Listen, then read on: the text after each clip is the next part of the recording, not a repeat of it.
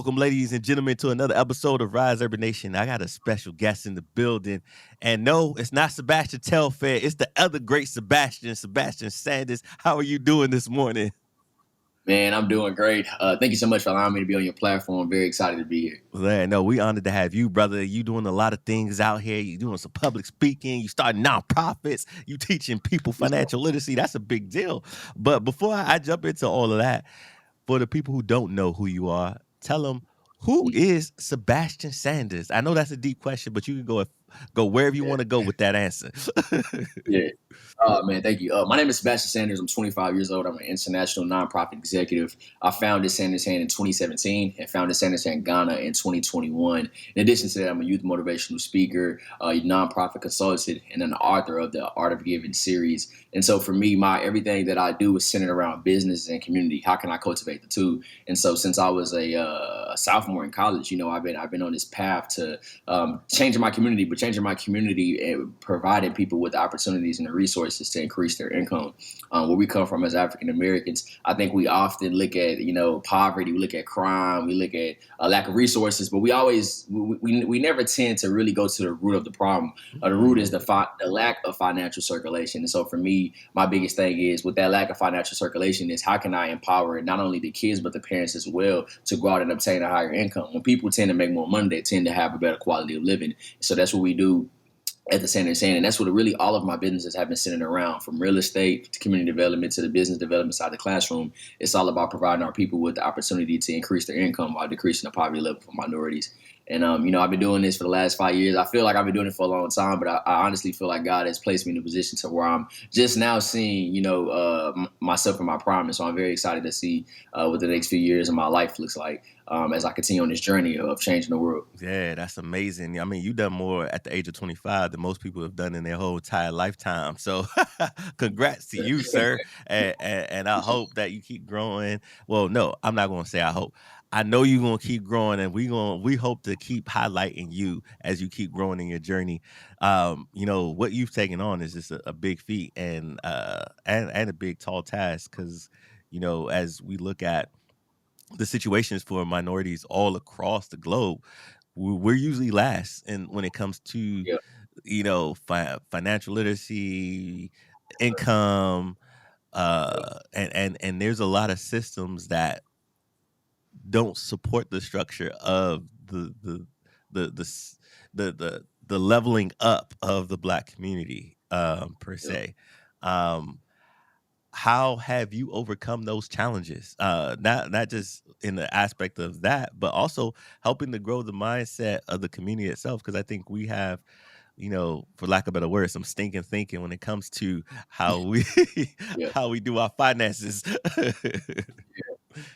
Oh man, it's really been an uphill battle because you're against the grain each and every day. But I think the easiest way to really tap into somebody's world is you have to go and live inside of their world. So what that means is you really have to get out there in the heart of the community and really be on the grounds with the people. I think once you do things like that, you build trust, and you also get to see what they go through on an everyday basis. And so for me, one of the things that I always try to do is I try my best to be inside the community, whether I'm speaking at the local schools, I'm doing events at the local schools, just volunteering, just being outside with the kids. And then I like to ask questions. I like to survey the kids and the parents, like, what do you want to learn? What is your biggest challenges? What are some things that you feel like you don't have? What are the resources that you don't have? And when you get that field experience, you really get to see what the people are going through. And so all of my programs that we done at Sanders Hand, for example, our Young Billionaires Club, that's a program for the students, by the students. That was put together by going out and speaking with kids and trying to figure out what do they wanted to learn. And so once I done those things and I studied the demographics now, and I realized, I can create something, but it's best if I have the people's voice and I have the people's opinion behind me. And so, when you're working within our community, the biggest thing is trust. Kids don't learn from people that they don't like. And the same thing from parents. So if they don't get a good vibe about you and they feel like you're not authentic, you're just up there portraying an image, or you're doing it for the money or whatever you're doing it for, you ultimately lose all the clout, the respect that you have within the community, and people necessarily don't want to deal with you. But when you go in and just be yourself, and you show the kids, like, listen, I'm here, I'm willing to listen, and you have to be real with yourself. Like, you're not going to change everybody's life as soon as you meet them, right? And my thing is, in the beginning, I tried to, be Superman, and I had to realize, like, I'm not going to be able to touch everybody mentally as I want to. I can do it physically. I can be there and speak to everybody, but everybody mentally is not going to take home that message. Once Mhm. I learned that it's really a reach one, teach one type of thing, it allowed me just to stop putting so much pressure on myself and just be me. And so when I always advise people, when you want to do anything within the community, especially the Black community, we come from a really broken place. We come from a lot of pain. You can hear it through our music. You have to just learn how to be you. People, at the end of the day, we're going to like who we like. But if you think about the people that you like, as such as artists, entertainers, athletes, you like the people who have a story behind them. You like Mhm. that message that comes from behind them, and you like what they put out as a person. You really don't care for what they do. That's a plus, but you like for them as a person, which is why you may know Kobe Bryant's birthday. You may know where he's from, things like that, because you like them as a person. That's the same thing in our community. If you want to be able to inspire, you got to be a person first. And so, it's definitely an uphill battle with our people. But in addition to building that trust, is you have to show them physically. So it's also about being interactive. You don't want to always be that person that goes in with the same mindset and the same coaching program that's just not showing them anything. You have to put them in positions to win. So one of the things I like to do with our kids is they want to know about money. They want to start a business. We'll put them in a position to start a business. I do Shark Tank simulations with them all the time. I say, hey, you want to start this business? Okay, here's the resources. Go and start the business. Then I come back the next week. I say, okay, we spent all last week building. I want you to present your businesses. And then at the end, we surprise them with surprise scholarships. They go and present, and then I choose my top 3 winners. We give them a scholarship for their business, and you get to see the excitement behind that. And when the kids really get to be hands-on, interactive learning, you see a really different side of them. Every kid is they learn different. Some people may be motivated by certain things. You have to figure out what motivates those kids and how best they learn. Once you figure those things out, working within our community, I think you can open up some doors and open up some conversations and really, really take home and drop home a message that you want to get across. Absolutely, absolutely, and you have a perfect model for how I think every nonprofit should operate by being in community for community, so Yeah, that you can build trust, you can build the right programs. Because I think a lot of times people exactly. start who are of influence and have abundance and want to start to solve a problem um, Mm, from their level playing field of what they think the problem is and the solution is without actually yep. tapping into the community, and that's where things get a little hazy. Why is Yeah, this not working? It should be working. yeah. You know That's when you it lose would people. work if you just do this. No, you got to tap into the community. Exactly. That's where you lose people. And in my book, Art of Giving, One Nonprofit, that's what I talked about. When I started Setting His Hand, I started in 2017. I believe it's in April. I didn't really do my first event or project until September or October of that following year. I'm sorry, that same year. So I spent 6 months. I spent that whole summer volunteering, and I was going to go in the community. I was listening to the kids. I was volunteering with other organizations to learn the infrastructure of how to run a nonprofit. And that's because at first I didn't have the knowledge. I was 20 years old. I didn't have enough experience behind me, and I was still wet behind here. So I wanted to know what the people really wanted, and that was the best thing that we ever did. Because if we would have just dropped the nonprofit and tried to run with a project and do everything the way that we thought it would work in the community, we ultimately would have failed. But I spent the time and really just studying the field, and I think that's what with any business, whether it's a nonprofit, LLC, corporation, whatever, you have to spend time with your customers. You have to know what your customers like. You have to know those customers' tendencies, and that all goes back to marketing and business development. So I advise anybody, especially in the community world. You definitely don't want to get out there and say, "Hey, I got this program that I think is going to work for y'all." The first thing they're going to hear is, "I think." They're going to realize like you don't even know our community, and they're going to ultimately lose trust. So you want to be out there and you want to be 10 toes with the people and get on the front line. And that means getting your hands dirty. I was out there at 6 o'clock in the morning going to speak at schools, and then 10 o'clock I got to go back to my college campus and I got to go take up my own classes. So I was in the field with the kids, and that was the best time of my life because man, you just don't seeing those kids happy, seeing they see somebody that looks just like them. Man, that's an undefeated feeling. So anybody that wants to do this type of work, you got to get in the field first. Yeah. Now, being that you're only one person and your time is, you can't be everywhere for everyone, every place. Yeah, And then yeah. also you're a nonprofit, so you're relying on, a certain amount of external funding as well. What makes growing challenging when you're looking at from an organizational standpoint and a self standpoint for the individuals who are going through the programs? What makes growing challenging? Give me both concepts. Oh wow, that's a great question. From a person perspective, it's definitely hard because you can't be everywhere. Everybody can't hear your message. everybody can't hear what you're trying to say. And so one of the things when we first started, I utilized my resources. I was in college and I realized, okay, everybody doesn't really want to volunteer, but everybody needs those volunteer hours for their resumes, right? In college. So I was like, okay, cool. Let me get everybody together because I know y'all need these hours. I need y'all to come out here and be with me with the kids. Some people actually liked it and really stayed with me and stayed and did every project with me. Some people just did it for the one time just to get the hours. But I utilized the resources that was around me, and that was big. Having that big college prison and having a bunch of black kids come from a PWI institution going into a minority type of high school and middle school, for them seeing us as peers, like, wow, man, that's fun. That looks cool. So I was able to really expose the kids to something new, but also expose my peers to something new while I was in college as well. In the beginning, you're going to do a lot of on the ground work, so you really need a lot of people like on the ground. And so it was probably the best thing to happen to me to have that college experience and have that college backing behind me.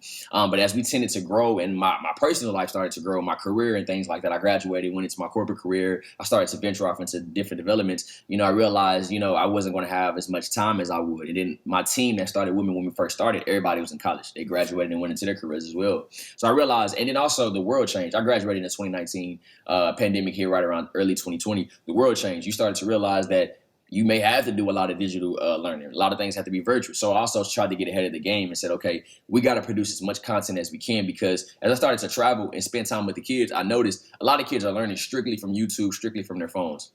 What that means is, as nonprofit organizations, they love to see you in person, but at the same time, you only get 1 hour. They have 24 hours of access to electronic devices, whether they're at school, whether they're at home. So I was like, okay, cool. We got to meet the kids where they're at. So we started to really just create a lot of digital content. I started to drop a lot of videos, YouTube videos. We now have an animated series that's going to be practically interactive animated series of what the program looks like, choosing student characters. And so, one of the things as a nonprofit, you have to evolve, right? And so one of the things I told myself and the team is we got to evolve with the time. So we came up with a concept of a lot of digital concept, because that's what the kids are learning at. You think about it, like the textbooks are kind of outdated. If a lot of textbooks are online, kids don't really want to read a fat textbook anymore, right? They rather read an ebook or something like that, or you can put it into a PowerPoint. So I said, hey, we have to we have to get ahead of this curve. So let's focus on, virtual and digital learning and showing our kids. And then I can tap into more kids. When I'm going to speak to a certain group of students, that's only 30 kids in a city that probably has millions of kids. If I expose it and tap into the world, we're able to touch everybody. And that's how we were able to connect with our team in Ghana and build the Sanders in Ghana project. And so it's very exciting. It's very inspiring. But you have to find ways to multiply your content. Every kid is not going to be moved by in-person speech. But if you put that in a video or that's animated or something like that, you can move that kid. So you have to figure out ways to multiply and really just, feed off the content. In addition to that, when it comes to funding, I love business. I come from a business background. I always opted against the traditional nonprofit structure. A lot of it is built off of funding from grants and donations. Those things are great, but at the end of the day, that grant and that donation can be cut at any time, and what you're going to do when it's cut.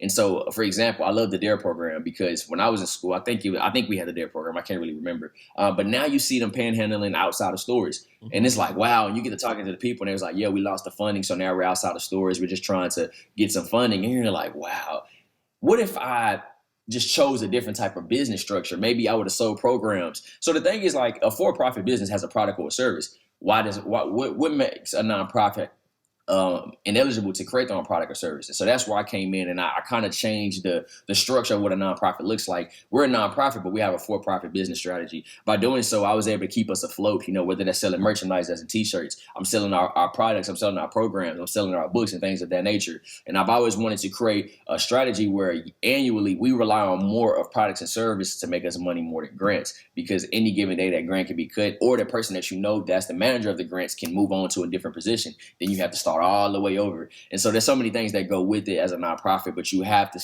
your mind has to keep going, whether that's creating content, whether that's creating different ways to make money. You have to operate as a for-profit if you want sustainability.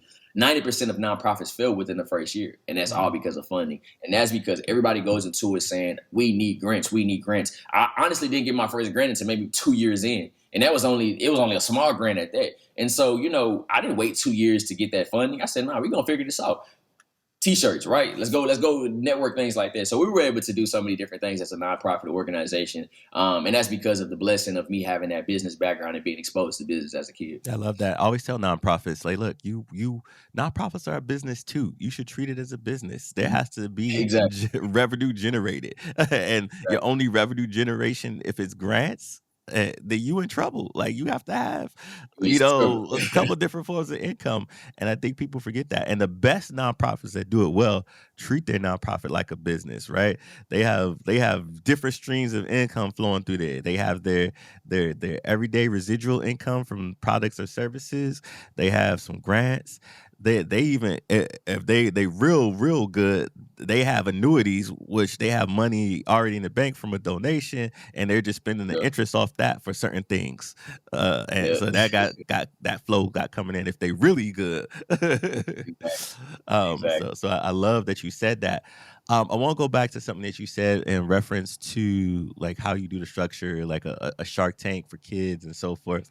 Because Mhm. me and my wife, funny enough, we was just watching that like a couple days ago, and we was talking about because I have another guest that was on here on Shark Tank. They failed Yeah, on Shark Tank tremendously, but and there was a couple other couples we knew that failed tremendously on Shark Tank, but that failure led to some key successes that made them really successful after leaving Shark Tank. They didn't get the deal through Shark Tank. So, yeah. you doing that model, I guess my question is, what is the importance of giving people room to fail? Like, do you do that in your Great. model? And then what is the importance of giving people the room to fail? Yeah, when our kids go up there and they have an idea that that's not sustainable, that's not logical, things like that, I try my best to paint that picture of them, why it's not going to work, but also how it's important that you attempt, because failure also creates a lot of success, like you said. And everything that we've done in my career and my businesses, a lot of the times that I've learned and I've had success is honestly because I came from an L. And so what I look at it is when you're working with the kids in Shark Tank simulation is you always tell them when they're building, I never say no. This one kid said, I want to create a Gucci belt that has, what he told me, it was a funny idea. He said, I want to create a custom belt that's electronic. And then when you touch it, it gives you money. It was some crazy idea, but I didn't say no. Because at the end of the day, in that development phase, you have to go through the ins and out, the webs and the flows of a business. If you're developing something and you're continuously, no, we can't do this, we can't do that. How do you know if that you don't know what the other side looks like? And so working with kids and their building is the biggest thing is confidence. If a person don't have confidence in their business, it's hard for them to get out there and pitch it to anybody. So Mhm. when they're building and I hear these amazing, these funny, these crazy out of the world ideas, I never say no. I just want to listen. And I put them on the stage and I put them in the situation. I let them present themselves, let them pitch it, and then I talk to them when we do a one-on-ones. I say, hey, sounds good, but it's honestly not gonna work. This is why it's not gonna work. But I want you to go back to the drawing board. I want you to change this. I want you to do this. And honestly, I want you to go out and attempt it. And then you come back to me and let me know what happens. And so you have to let people make their mistakes. I think we live in a world where people are so afraid to make their mistakes that they don't want to even start a business. I was 20 years old when I started. I didn't know anything about a nonprofit. When you hear nonprofit, first thing you think about, oh, that's no money. I don't even want to touch that. So Mhm. I just did something without the proper experience, and I failed at a few things, but it ultimately got to me where I am today. Every time somebody has told me no, or we can't bring you in, or we don't want to give you this grant, things like that, I didn't sit down and think about it all day long. Like, man, we're not good. I went back to the drawing board, right? Okay, you told me no about this grant. Okay, cool. Let's go create another product to create that grant that we needed. And so it's really all about taking those losses and turning those into wins, but also reading into the losses. A lot of times, people, you gotta look at it like this: like you're gonna fail 11 times before you get that win, but Yeah. that one win is really all you may need to blow you all the way up. And so, I can take a few losses and take it to the chin. But as a leader, you can't let those losses really affect you and your team. And you can't lose motivation, because a lot of times, like you gotta look at it. It takes, success doesn't happen overnight. You're not gonna blow up within the first thing that you do. Some people do, some people don't. But it's very rare because of everything that's going on in our world. And so you got to ultimately just believe in yourself. And working with our kids in their simulations, I just always tell them, hey, go for it. Whatever you want to do, go for it. And then if it doesn't work, you figure out why it didn't work, right? If somebody says no, ask them why you don't want to buy it, right? And so, just giving them that platform and an opportunity is really how you build up character.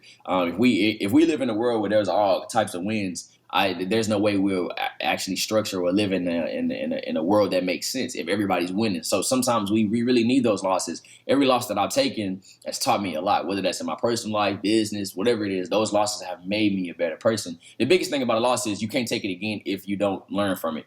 Right? Mhm. If I take a loss today at something and I don't learn from it and I take it again, then that's on me. But if I take a loss today and I figure out where I went wrong and then I try to overcome and evolve, then that's how you come from those. You turn a loss into a win. Yeah, absolutely, absolutely. Now, you do so much, and I know these kids. They're coming into the program. They're doing school and so forth. Uh, do you do any time management with them? Or well, let me ask you this question first. What do you do to manage your time? Because you do a Yeah, lot, brother. What do you do to manage your time? Tell yeah. us your secrets. Everybody asks me that. Time management is one of the things that I'm good at, but I'm also bad at the same time. And I'm learning to be more intentional with it.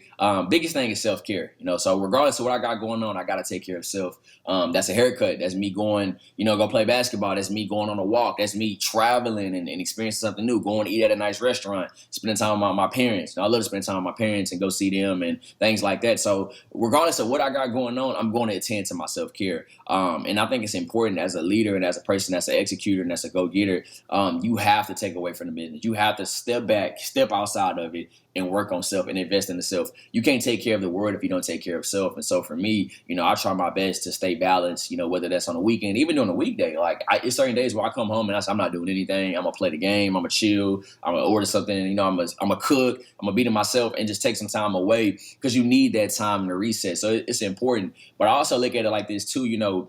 I'd rather live like no one else now than live like no one else later. And so what that means for me is, I'm 25. I don't really have any kids. I don't have any kids at all. I'm What are you still talking single. about? I'm You still got all living these my best. kids in the program. You got plenty of kids.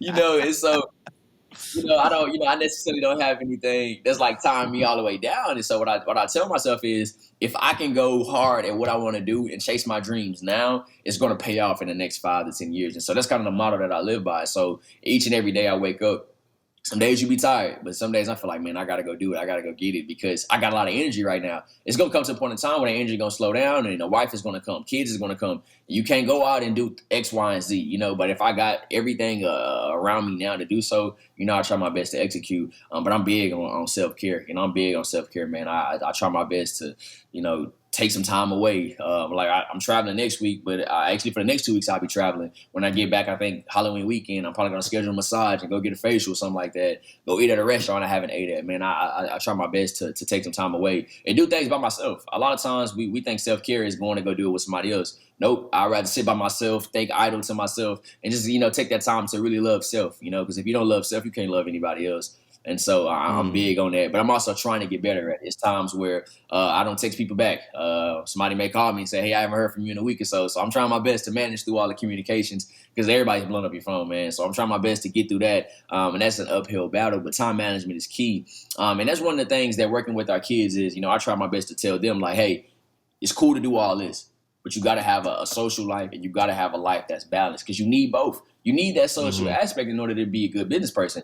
A lot of good business people Mhm. that you meet, a lot of them, they may seem like they're standoffish or not people person. At the end of the day, they need people in order to operate their business. So I always tell people, hey, it's a balance. You got to figure out the balance of both. And with kids, they're super social. Some of them may not. Some of them may not. The ones that are not, I just try to challenge them and put them in situations that they've never been in before to teach them things. And then going back to time management, with our kids is, they don't have, a lot of them don't necessarily have jobs at that age. So they have the time and the ability to go to school and then go work on whatever they want to work on. So I tell them, hey, when the job kicks in, you have to learn how to balance both, right? So you want to be able to have a full-time job, still go to school, and also work on your business. You got to figure out how to decipher your schedule. Priorities have to come first. Yeah. I think a lot of time we do a lot of things, but if it's not priority, you shouldn't be doing it, right? So if you know this weekend you got to take care of some business and get some contracts done, priority shouldn't be you going to brunch and having a good time with your friends. No, that's not a priority. That's a want. A need is to get those contracts done. And so it's all really about being mature and responsible. And so for me, it's been some Friday nights, man, where I didn't go anywhere. I didn't work on some stuff and got a lot of stuff done to prepare me for the months to come. And so, you're gonna have to sacrifice a few things when it comes down to time management. But that's all comes with being on your path to your success. Every day is not going to be fun day. Some days you got to work from sun up to sundown. It all comes with the territory, and it's just about if you're willing to accept it or not. Yeah, and I look at that as part of self care too, because if I schedule, I probably manage this time now to finish this, then I don't have all the things that could be the fallout as a result of it, which is going to cause me Right. extra stress, right? Yep. Yep. Burnout, all those things that are not good for my health. So, Yep. maybe it may be a struggle to sit down and block that time out now, and I may miss out on these things, but me doing that hour now is going to save me a whole lot of stress and headache and being just in survival mode later, right? Exactly. Exactly. Because we're so ingrained to survival mode, being from our community, that we have a hard time with saying to our self-care, to our own thoughts and ourself and our needs, and knowing what our needs and wants are. So I appreciate that you said that. The other thing that I love about is connecting. Like, I always tell young people, like, hey, get out there and network. It's not like people say, it's not what you know, it's who you know. And I Who you and I tell them, I do you one better. It's who knows you. Like, once people started knowing who I was and know what I was about, my mission, my purpose, my name starts getting mentioned in rooms that my feet haven't even touched yet. And Yep. so Yep. that's when it really starts to take off. So if you can get to that point, Mhm. you're amazing. It's amazing. And you never know who you're gonna need. There's people that got different skill sets from you that can help you catapult in life, Yeah. with your career, life, or business. So when you think about that, what's the benefits of connecting with people who have a different skill set from you? Man, it's important because you learn from those people. And so for me, I've always in the beginning, I think I struggled in the beginning with marketing, and that's because I just didn't know. So I spent time around people who know how to market, right? I spent time around people who know how to maneuver in certain situations. They know how to develop. I spent a lot of time with people way older than me, just to be honest, because they can teach you a lot, and a lot of times they have a lot of knowledge that they're willing to share. A lot of people our age, we really everybody wants to be the big dog, so it's kind of hard to meet a young person who's willing to build with you. So what I did was I said, okay, cool. If I'm not getting for what I need from y'all, let me go hang out with the older people and figure some things out. And that's really how I really got to where I was, because I met this lady, Kathy Hamilton. She's the CEO of San Antonio Threads, in San Antonio, Texas. It's a big organization that provides free clothing, free everything to at-risk youth. So as soon as they foster out or they need something, they get new clothes, new shoes. Man, it's such an amazing organization by a sweet lady.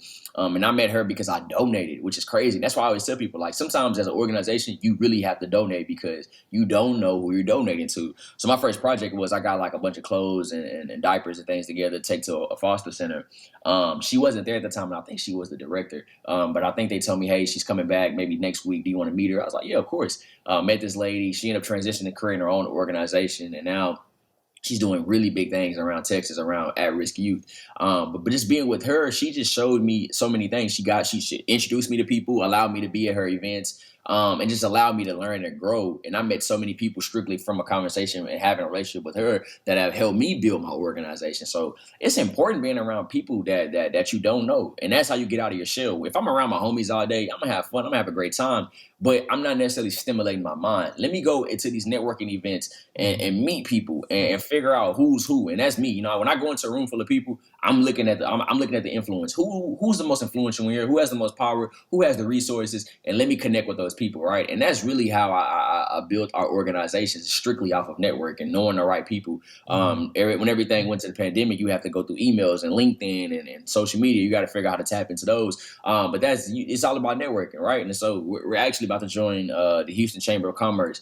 Joining that, I just want to meet everybody who's doing what we're doing in the city. I want to meet influential people, and it's just about networking. And sometimes you have to pay to play. You may have to pay to go to a networking event. You may have to pay to go and table at these events. I may not make no money off this table, but I'm gaining awareness. I'm meeting certain people, and so it's all about networking. A lot of times, everything that you get in a nonprofit industry is strictly off of relationships. Those donors and those people who support the organization, they support because they have a relationship with you in some aspect, and that's what it's all about: building intentional relationships. Sometimes it may just be a transactional relationship. They may just want to donate to write off their taxes, but at the end of the day, you may need that funding, right? And so you have to have those relationships with people where y'all can you bring value to one another, and that's what I did, in my organizations, and that's what I do where I go. I try not to go in and think, hey, I'm the big dog in town, right? I'm gonna take over now. How can I add value? Because when I add value, I'm able to circle down and give you what you're needed, but I'm also doing what I'm really good at, and that's really what networking is all about. How can I add value to somebody?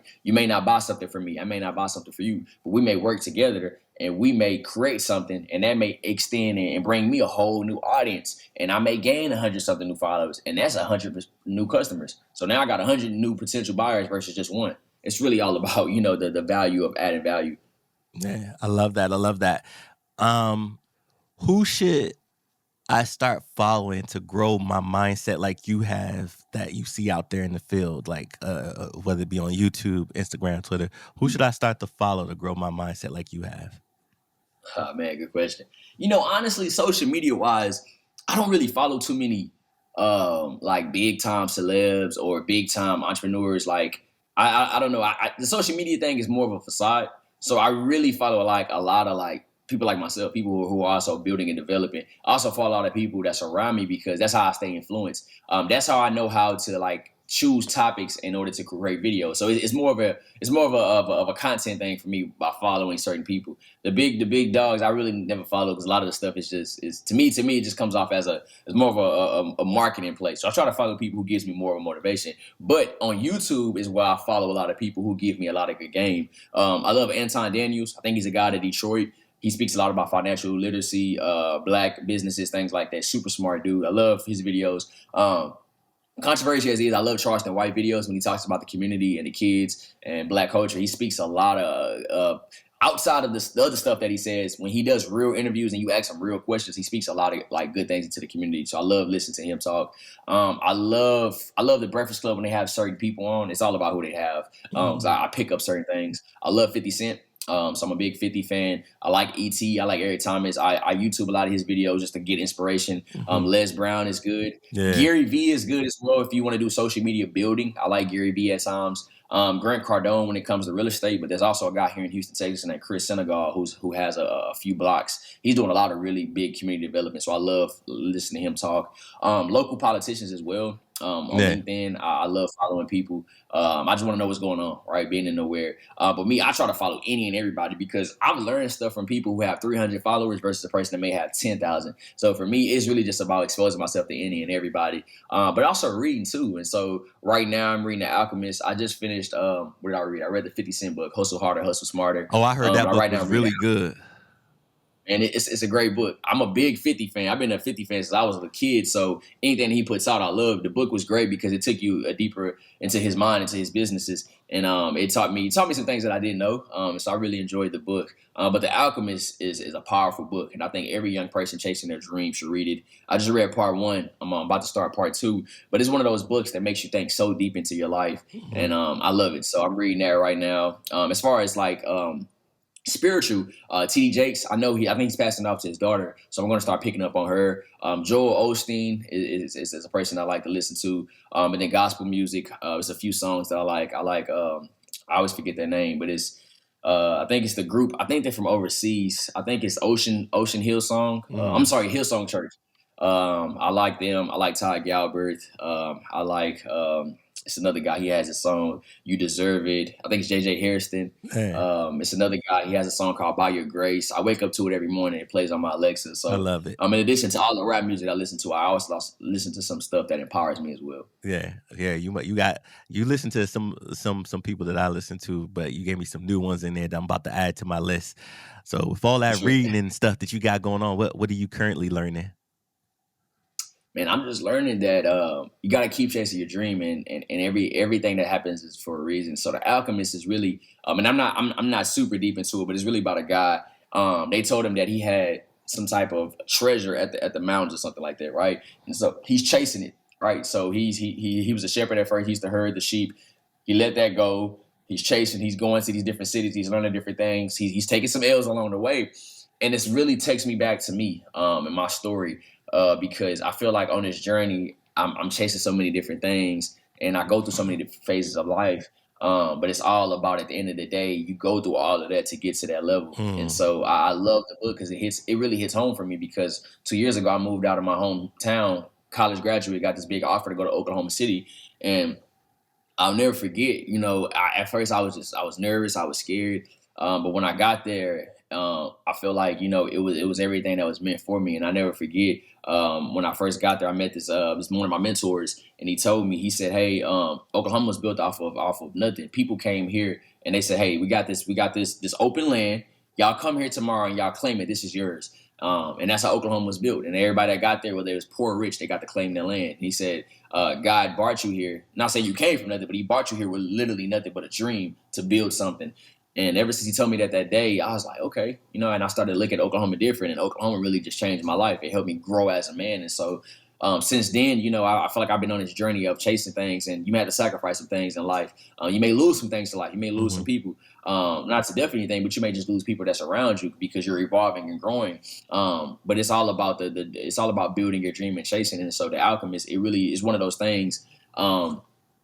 That just hits home for me, and it teaches me a lot. And so I'm like I said, part one was exciting. I can't wait mhm. to read part two. But I like to read stuff that stimulates my mind. I love my business readings, but I also like things that go into a deeper perspective of life. And so it's one of those books that I'm reading right now that I feel like is going to change my life, and I'm gonna pass it on to somebody else to change their life as well. Man, you really up in this book. Now I really got to add this book to my list of books to read. Yeah, You said right on. part one is amazing, but part two is going to be even better. So I like, Yeah, man, what's part two?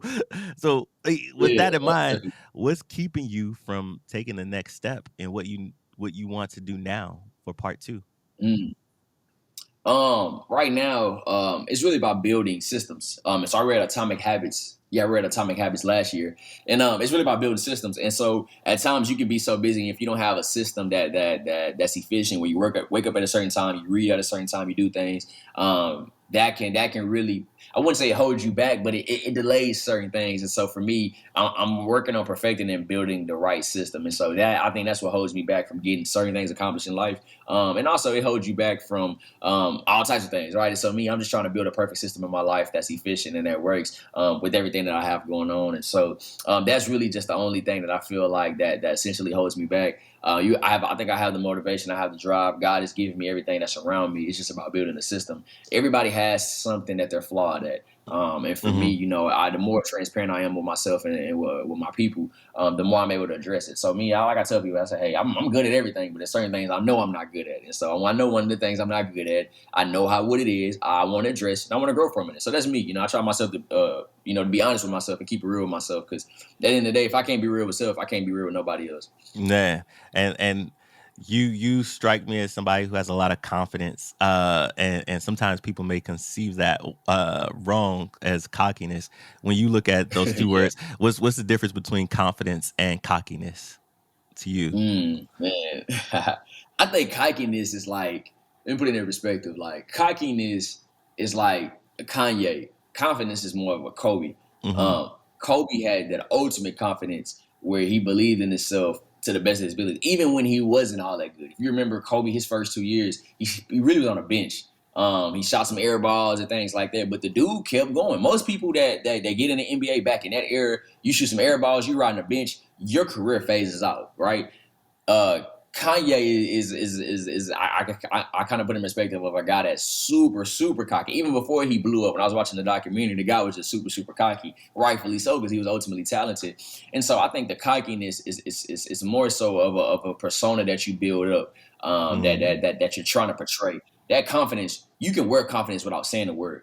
I walk in these rooms and I try to keep my head held high. I try not to say too much because the loudest is always going to be what we always say, the brokers, right? To me, the loudest is always the person that you really stay away from. If you got to be Hmm. super loud and you got to be super pushy about trying to portray something, it really ain't what it is, right? A Hmm. person that's ultimately confident, you can walk in a room full of people and not say a word, but people know because your aura, you give off that aura. And so for me, I try my best to be ultimately confident. When I feel like I'm too cocky about certain things, and I used to be. If people knew me back then, high school, college, I used to be an ultra cocky dude for no reason. That I'm like, man, I thought I was just it. I walk in everywhere thinking I'm that guy. But then God humbles you, life humbles you, and you realize like, hey, dude, you're good, all right, but you ain't what you think you is. Be humble in front of these kids. Be humble in front of these people, because at the end of the day, you're a community person, right? And so Mhm. never want to be bigger than the program. And so that's kind of something I try to live by. But confidence is something that I think you can't portray. You either Yeah. have it or you don't. If you if you talk to people within the first 30 minutes or an hour, even if you're on dates or something like that, you can realize who doesn't have confidence, who doesn't. And so Mhm. you really have to just you give it off without even giving it. Some people are like, oh, I didn't even say anything. I can tell. I can pick those things up. So it's just a life thing. I think life teaches you that. So, I'm curious, how do you handle criticism with people you love or respect the most? Nah, man.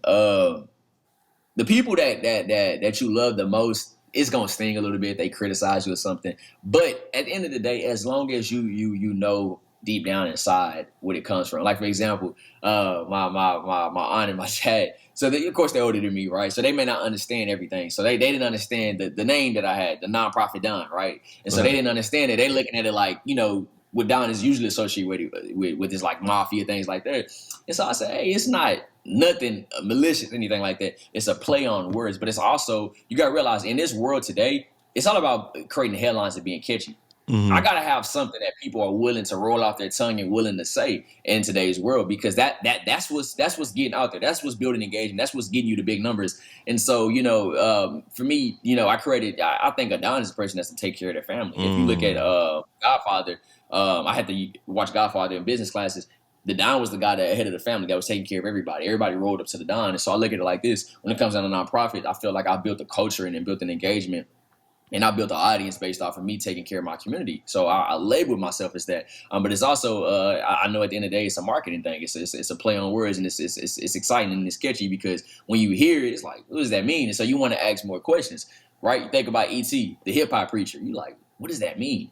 And Mhm. then you want to you're questioning, you're googling, you're trying to figure out who that is. And so that's essentially what I did. And so when they was telling me about it, I'm laughing inside. I'm like, oh man, but I'm trying my best to get them to understand. But I think at the end of the day, they know where it comes from. They know it comes from a good place. They're just confused. Yeah. And that's all it is. So that, other than that, you're going to be criticized. People, I may drop a video today that somebody may not like. It's cool. Everybody has their own different opinions. At the end of the day, I think people know where you come from. And I've been doing this for 5-6 years. I think people know like, hey, very reputable, the work speaks for itself. And so we may not always agree on certain things, but at the end of the day, you can respect me for the person I am. And I'm gonna respect you for the person that you are. I Yeah. may not agree on your topic. I'm not gonna, belittle you or anything like that because I know where you come from. And so I think that's why it's important letting people know who you are as a person and being transparent because everybody's not gonna like you. Everybody's not gonna like your content. Everybody's not gonna like the way you do things, but at Mhm. least they had that respect for you. And I think that goes a long way. Yeah, and speaking of, that's amazing that you have the self-awareness to be able to do that, because a lot of people, some leaders don't, right? Yep. There's people that love you, there's people that are gonna respect you, and there's also those people who are, somewhere on the fence trying to still figure you out. They may not like everything you do, they like some of the stuff you do, and then there's some people that are just haters and sometimes I don't know about you, but I find myself as a leader and somebody who's a thought leader in the space and in the communities. I have to overcome some things, and I wonder how Mhm. you do this. How do you overcome the thoughts of people who are against you? Mm. You know, I just try not to think about it. I think haters are always going to be your biggest motivators, and people that are against me, I'm gonna think about it that day. But I'm gonna keep pushing and keep going because I got other thousand things going on. And so the biggest way to overcome that is keep going. Right. The moment that you stop and you realize, like, man, everybody's against me. They're not really rocking with my programs. I'm not getting no support, and that's happened in my career.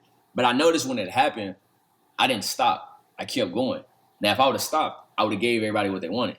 But if I Mm, if I if I keep going, it's like, damn, I can't get rid of this dude. I thought we wouldn't support him. I thought he'd get out of here. But if you keep going, hey, that's only so much they can do. But mhm, at the end of the day, there's billions of people in this world who haven't met you yet, who don't even know you yet, and they may fall in love with everything that you're doing. So and that goes back to my mindset. Everybody wants to be a local success. my whole life, I haven't really spent that much time in Houston. I moved back to Houston last year. I transitioned back home. I got an opportunity to come back home in my career. And I've been in Houston my whole life. But when I started my businesses, I was always in other cities. I was in San Antonio. I was in Oklahoma City. I got love from all these other places. So for me, I never really cared about the local success. A lot of people want to have that local success because they want everybody that grew up with them, everybody in their city to like them. They want to walk inside of a cafe and everybody know who they are. Me, I could care less. I've been places where nobody even knew who I was because I realized my purpose is bigger than where I come from. I'm going to take care of my family and take care of my people here. Don't get me wrong. I'm always going to take care of my community. I'm going to do for my people. But God didn't put me on this earth to just do something in one sector because everywhere you go, there's going to be a hood. There's going to be a place that needs somebody to empower them. So everywhere I go, I realize that my life is bigger than just where I come from. And so that's kind of how I keep going. And so if you had that mindset, you would tap into audiences that you don't know. When I opened up the Ghana program and we started to run ads and build engagement, I met so many people from Ghana. I haven't even stepped foot there. They're DMing me, oh my God, thank you so much. You're so awesome. You're my model. Can you DM me back? I'm like, wait, what's going on? I'm not even a celebrity. I'm just a guy that's building my, chasing my dreams. But then I realized like, man, you may not have what you want from the people that know you where you come from, but you got a billion other people in this world that don't know you. And so once I realized that cheat code to life, oh man, I just kept pushing and kept going because somebody gonna like it regardless of what it is. Somebody's gonna like what you're doing and they're gonna want to support you from afar. And to be honest, a lot of the support has came from people that I don't know. Came from people Mhm. that I met via Instagram, via LinkedIn, and things like that. And they don't even know me more than just what they see on social media. So at the end of the day, man, it's really just about keep pushing and keep going. You got to keep your foot on people's necks. The moment that you let up, that's a sign of weakness. You never want to let up on this journey to success because once you do, this is a popcorn society. They like you today, but somebody come tomorrow with the same content. Oh, they're gonna jump ship. So I try my best to keep pushing and keep going and letting it be known, man. I'm here. I'm going to stay here until God say, hey, all right, enough is enough. You didn't done enough work. Retire. So I'm here. I'm here for a long time, not a good time. I love that. Love that. Love that. So now I want to get into the steps that you kind of took to get here in your career, but I want to start off with a question that I usually ask all my guests because sometimes what Mm, I see I like to ask what was your first job? And the reason why I ask this question because sometimes some of the graduates from high school believe, whatever their vision is for their career, they should like automatically jump yeah, into it. Or a college student, as soon as they graduate, I got my degree now. I should be making this six-figure job now because I got this degree in marketing. And it always don't happen like yeah. that, right? So I to that, what was your first job? In high school, my first job was Wendy's. Get out of here. Wendy's? I Yeah, I would have worked never at get Wendy's. I was working Wendy's, man. I was 15 years old. And I had this black lady, Miss Annette, she hired me and I worked like, man, they worked the heck out of me, man. That whole summer I was like 12 to 8, 12 to 8. I was getting money though. So I was 15. Only thing I want to do is get new shoes and stuff like that. And then I put my homies on. Two of my best friends that I went to college with, I put them on. And we worked. We all didn't stay there long term. We were still at school. That was my first job. And then after that, I think I was a sophomore going into my junior year. So during the school year, mom didn't want me working that much. She wanted me just to, practice and work on school. And then on the weekends, I can try to pick up some hours. So I did that. And then I think I went to Burger King like the next year.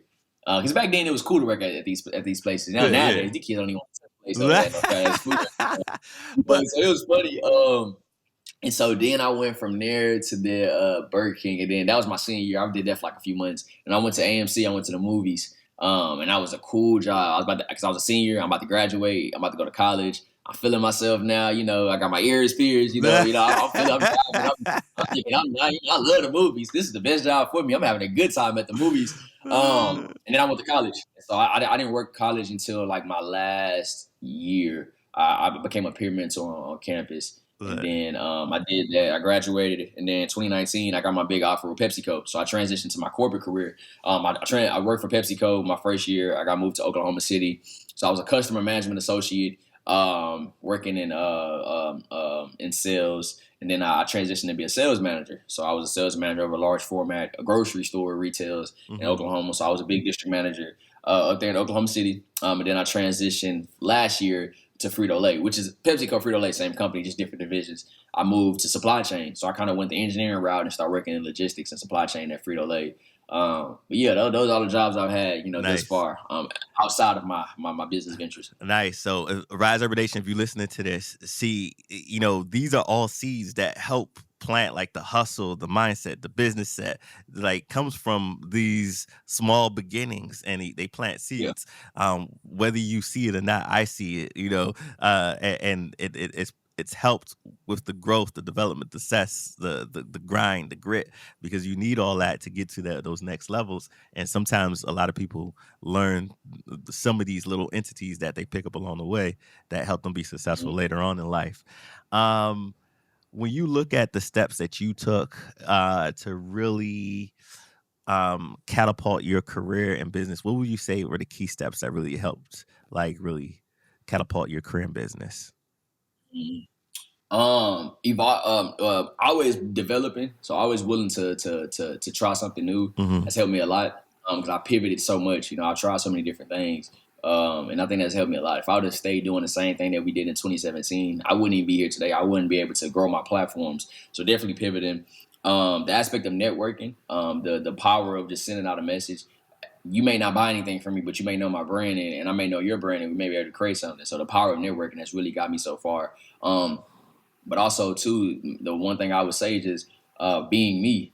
I've tried so many different things, but the things that I tried that wasn't Sebastian, they ultimately failed, and they were like, "Yeah, I'm not gonna do this again." But the things that are resonate with me as a person, the rest of my values, those are the things that have helped me so much in my career, and it's helped me blow because I've just stayed me the whole time. And so Hmm. those are the things that I think have helped me so far in my young career. And then also too, I think the last step is surrounding yourself, putting yourself in different environments that challenge you. Oklahoma City challenged me so many ways because I didn't have the backing that I had in Texas. I couldn't call 10, 15 volunteers to come somewhere. I didn't have the clout to go and call the schools and they could book me for Friday. I didn't have that. I had to start from scratch. So being able to adapt to diversity is big in business because everything is not going to be familiar. You're going to be in some unfamiliar territories, and you have to figure out how to navigate through it. And that creates the strongest people. And so for me, just being able to navigate through that and come out on top, man, that was just an amazing feeling. Yeah, that's beautiful.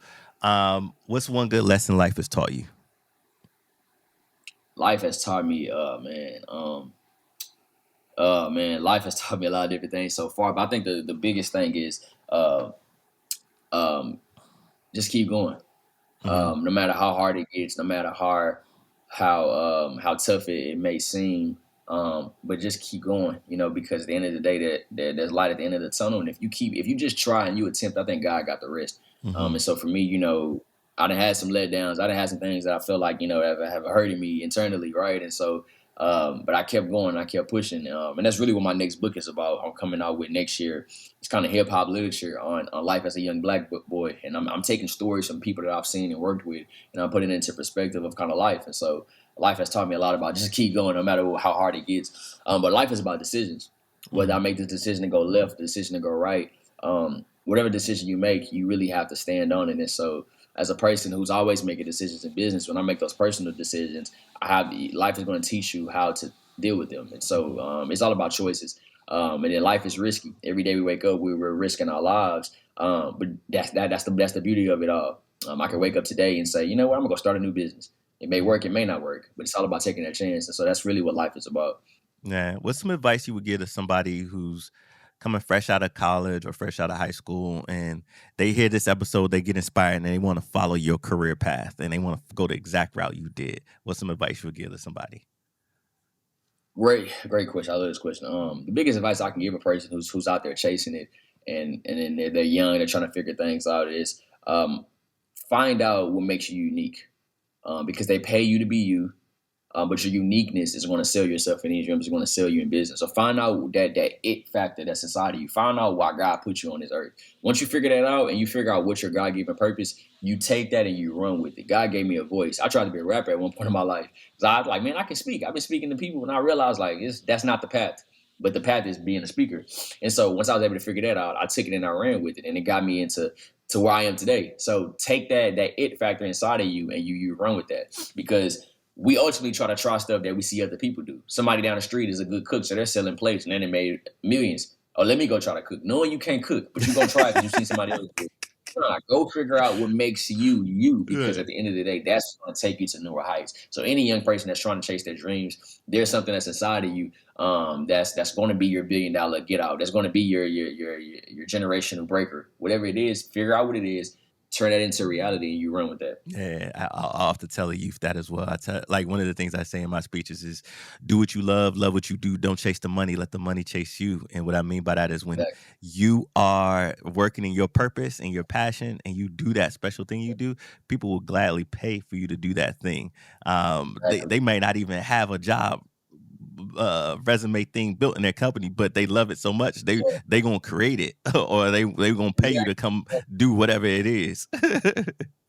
Exactly, man. um, what do you think the future has in store for what you're doing in the financial literacy space? Because I see so many people popping up now doing like some of the same things you're doing. Like I see the young the brothers from EYL Earn Your Leisure. They got a podcast and they classes they teach Wall Street to Trapper.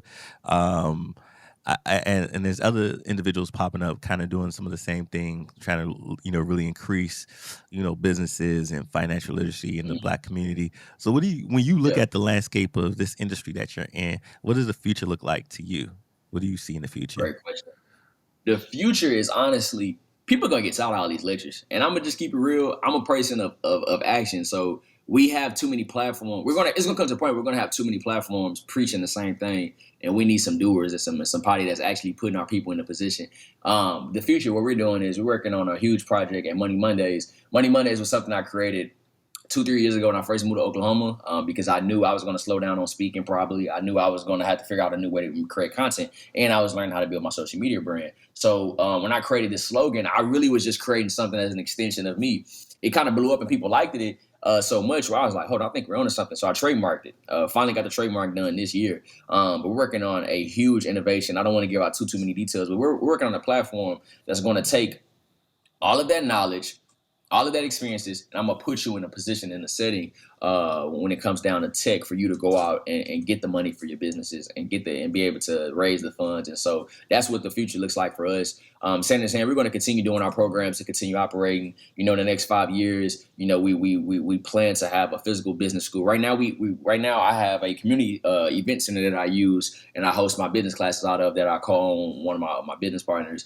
So that's where we house that now. But in the next 5 to 7 years, I want to have a compound where kids can come and learn the programs, parents can come and learn. They have a basketball court, swimming pool. I want them to have everything, right? I want the community to have something to look forward to. So that's the next 5 to 7 year plan on Sanders Hand. But we're doing here in the business space and the tech space, we're about to embark on a new journey that I think is going to change the game for people who are small business owners, minority business owners.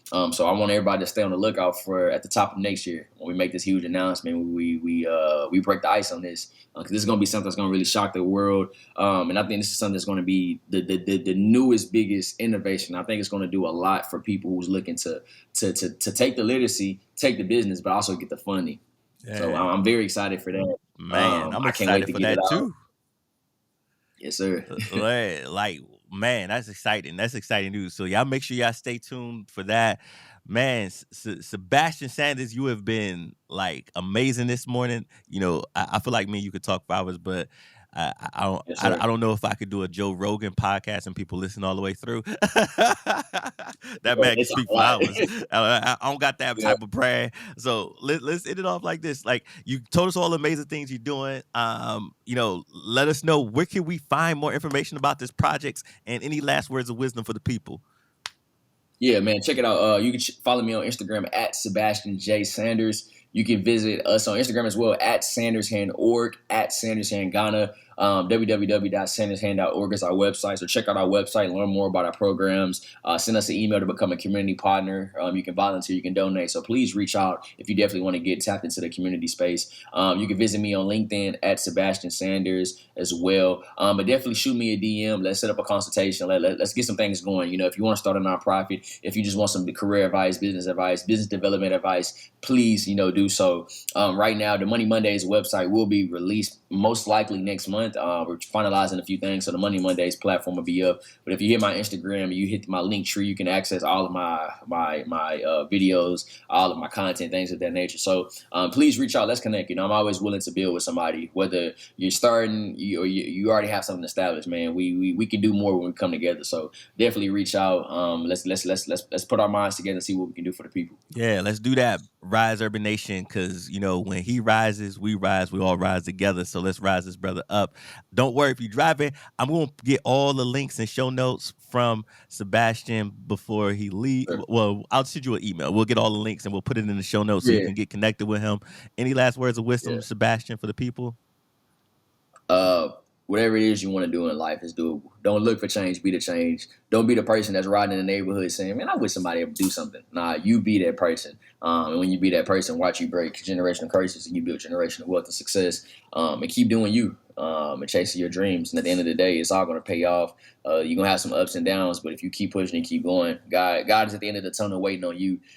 You know, you're at the end of the day, you're one conversation away from blowing up. And if you keep that in the Mm. back of your mind, you'll keep pushing and keep going forever. I love that. Rise Urban Nation, do you.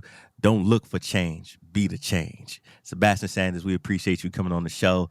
Much love and much blessings, Yes, and sir. hopefully we get to connect on something bigger later down in the future. I know we will. I'm putting that out in the universe. Thank you, sir. Yes, sir. You know we will.